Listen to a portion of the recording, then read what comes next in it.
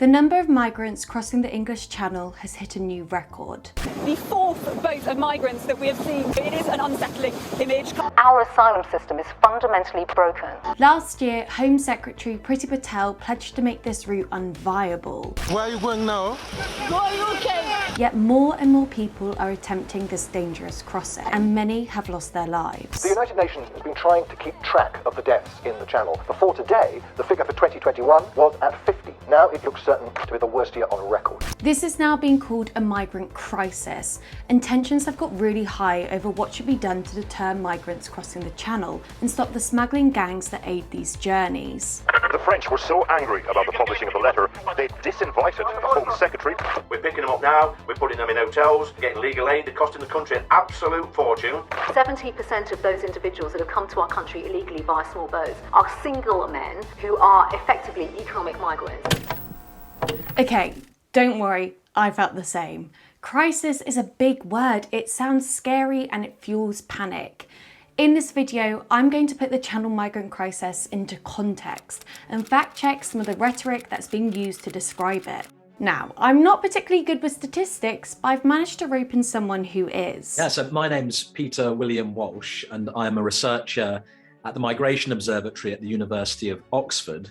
The Migration Observatory is a research institute that analyses immigration to the UK, and by and large, from a statistical big picture perspective, but we are fastidiously apolitical. We don't make political recommendations, we just stick to analysing the data. But first, it's important that we understand where all this data is coming from. So the Home Office does produce official quarterly immigration statistics covering a wide range of aspects of immigration. But as part of that statistical release, it does not include unauthorised arrivals, including by boat. Instead, those data are released piecemeal and occasionally, sometimes they're released as answers to parliamentary questions. Why do you think that is the case, that they don't publish regularly? Is it because it's actually quite hard to even obtain the data? The Home Office does have those data and it compiles them internally. You'd have to speak to the government. People like me have long been arguing that they should publish these statistics. Those calls have not been heeded to date, and we haven't really received a clear answer as to why from the Home Office, so I can let you speculate as to why that might be. How do you think that affects the accuracy in reporting on the number of migrants crossing the Channel? It does affect the accuracy because those numbers, they have not been quality assured, but nevertheless they do provide, I think, fairly reasonable ballpark estimates. It's true, more people are crossing the Channel by small boat to enter the UK. It's estimated that over 24,700 Channel migrants have entered the UK this year, which is already more than the total for all the 17,000 detected irregular arrivals in 2020. What do you think are the causes of this? Well, it's not entirely clear. It's a very complicated phenomenon, so there are likely to be many causes. Some plausible ones might be that the conditions in the country of origin of these migrants have deteriorated. So it's possible that those push factors have gotten stronger, that the conditions in the countries of origin have worsened. But also, when you look at the data in this Freedom of Information request from the Home Office, you can see a gradual increase in the number of arrivals via small boat. But there are some other factors, I think. One of them that has led potentially to an increase in small boat arrivals is that other routes had increasingly been policed, especially freight terminals in and around Calais. In other words, making it more difficult for migrants to take those other established routes, travelling by road, stowing away on lorries, travelling by rail. And another is COVID. So COVID has led to restrictions on routes as well, road, rail and air. And so one part of the explanation for this trend towards the small boat route is that those other routes became less viable. Italy is warning it needs more help to deal with the surge in the number of migrants arriving there via boat from Libya. But we're not the only country to experience this. Other countries in Europe, Italy, Greece, Spain, also have the same phenomenon of unauthorised arrivals by boat. At the peak of the migrant crisis, Greece and Italy had over 150,000 unauthorised arrivals by boat each. And to this day, they still have at least 10,000 more per year.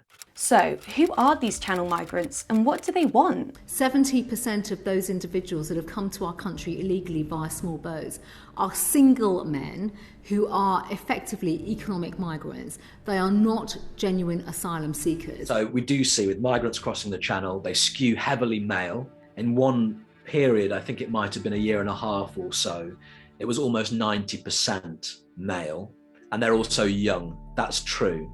But the basis for this idea that 70% are economic migrants, I haven't seen the evidence to support that claim, and it's not clear to me what the basis for that statement is. According to a recently published Refugee Council report, over 91% of the total small boat arrivals came from just 10 countries of origin. This includes Iran, Iraq, Sudan, Syria, Vietnam, Eritrea, Afghanistan, Kuwait, Yemen, and Ethiopia. These are some of the most chaotic places in the world. Some of them are racked by civil and ethnic conflict. They have high levels of political persecution. And 98% of people who arrive after crossing the channel in a small boat make a claim for asylum. We don't have statistics on the success rate of those claims in particular, claims from asylum, from channel migrants, but we do have statistics on the success rate of asylum claims in general. And we actually find that the nationalities of channel migrants, those nationalities tend to have higher than average success rates in the asylum system more broadly. But that would appear to make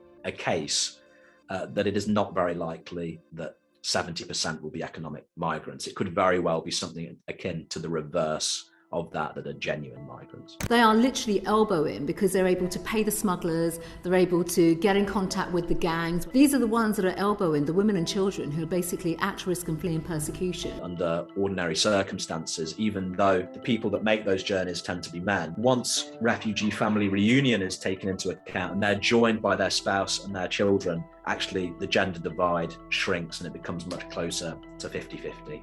Okay, so the majority of channel migrants might be asylum seekers, but why are they all coming to the UK? While there has been a general increase in the number of people who claimed asylum in the UK over the last few years, these figures are far less than the highs over 100,000 in 2002. And actually, the UK receives considerably fewer asylum claims than other European nations, as the UK ranks 17th for asylum applicants when measured per head of population.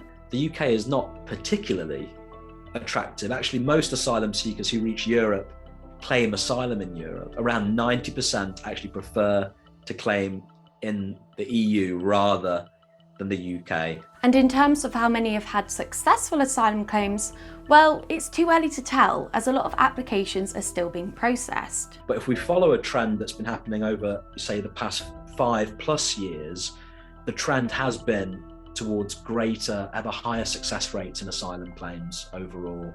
And I would not be surprised if the success rate has increased since 2018. Why do you think that's the case? It's not clear. So there's actually no data that give us a clear answer to that question. It could be to do with all sorts of things, different guidance that's been issued by the Home Office. It could be that there's a different composition of asylum seekers and that they are coming from their situation is such that they are more likely to have a successful claim. As well as trying to control the entry of people into the UK, the clampdown on channel migrants is also in aid of tackling the large people smuggling business that's funded by these crossings. The UK promised 52 million to France to help increase border patrols and security, and it's estimated that over the last few years, the total could be around 100 million euros. Do you think that this has been an effective method in trying to not only stop migrants from crossing the channel, but also with tackling these gangs? It's not clear, and that's because we don't actually know how many people have attempted to make the trip. It could be that substantially greater numbers are attempting it and that the authorities are preventing a great deal of them, but we just don't know. Occasionally the Home Office reports the number of interceptions that they do make in France, and those often are in a year over 10,000. The numbers are substantial. But clearly, I think when we just look at the absolute numbers who are making the trip now, it's difficult to argue that it's been a huge success story, because those trips do continue and they're continuing in ever greater numbers. Yet the cooperation between the UK and France hasn't exactly been great. Many people have drowned in the Channel. Since a record number of 27 people drowned after their boat sank, the UK and France both agreed to take tougher action against trafficking gangs, yet they've already fallen out over that. Priti Patel has been putting in new measures to Parliament in the Nationality and Borders Bill. And while the current strategy doesn't appear to be working, will this new plan for immigration do a better job? The plan proposes to penalise asylum seekers who've entered the country illegally. This means they will be returned, or if granted protection, will receive differential treatment and restricted rights and entitlements. Do you think this is actually going to deter migrants from crossing the Channel? And, how do you think that migrants even find out about these changes to policy? So that is exactly the issue, because for it to have a deterrent effect, that relies on the asylum seekers and perhaps their handlers as well, knowing about this policy change. And there's actually relatively little evidence that shows that these people are aware of policy. And when we do interview asylum seekers, the answers they give are seldom related to a knowledge of policy. Instead, it's related to things like, I have family members or members of the community already in the UK. I have a perception of the UK as a safe, fair, democratic, tolerant country. I'd rather speak or learn English. In conclusion, I'm glad I'm not Priti Patel right now. While it appears that the current strategy to deter Channel migrants isn't exactly working, I'm not sure if the new plan will do a better job. But I can sympathise that this is an incredibly difficult issue to solve. However, I do think there's a disparity between the reality of this crisis and the rhetoric being used to describe it, especially the people crossing the Channel. But I guess I'll let you speculate as to why that might be.